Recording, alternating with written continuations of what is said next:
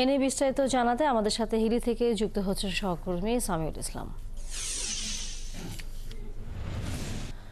সামিউল, চালের দাম আজকে কত এবং চাল আমদানির একই সাথে দাম সেখানে কত ধরা হয়েছে, ব্যবসায়ীরা এই নিয়ে কি বলছেন?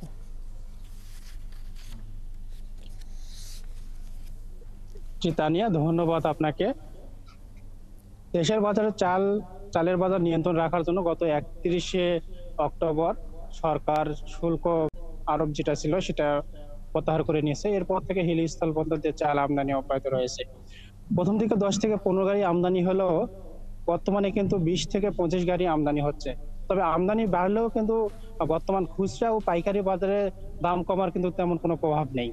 আমি পাইকারদের সঙ্গে কথা বলেছি, পাইকার আমাকে যেটি জানিয়েছেন যে আসলে বর্তমান দেশের চালের থেকে তাদের ভারতীয় আমদানি করা চালের দামই তাদের বেশি দামে কিনতে হচ্ছে। এই কারণে তারা চাল কিনতে কিন্তু অনীহা প্রকাশ করতেছে।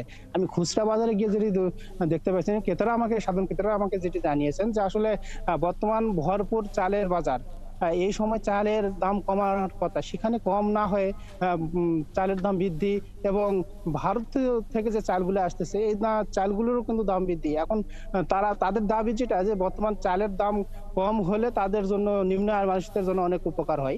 তবে এই বিষয়ে আমি আমদানিকারকের সঙ্গে কথা বলেছি। আমদানিকারক আমাকে যেটি জানিয়েছেন যে বর্তমান চাল আমদানি করা হচ্ছে 410 মার্কিন ডলারে। তবে এই 410 মার্কিন ডলারে আমদানি করার কারণে দেশের বাজার কিন্তু চালের দাম কমানো সম্ভব হচ্ছে না। যদি 350 থেকে 360 মার্কিন ডলারে আমদানি করা হতো সেক্ষেত্রে চালের দামটা কিন্তু অনেকটাই কমে আসতো। এছাড়াও তিনি আমদানিকারক আমাকে আরেকটি বিষয় জানিয়েছে যে বর্তমান যে চালগুলো আমদানি হচ্ছে এই চালগুলো আমদানি হওয়ার পরে বাজারজাত হওয়ার পরে হয়তো দামটা একটু কমতে পারে বলে আমদানিকারক আমাকে জানিয়েছেন। তানিয়া, অসংখ্য ধন্যবাদ সামিউল ইসলাম।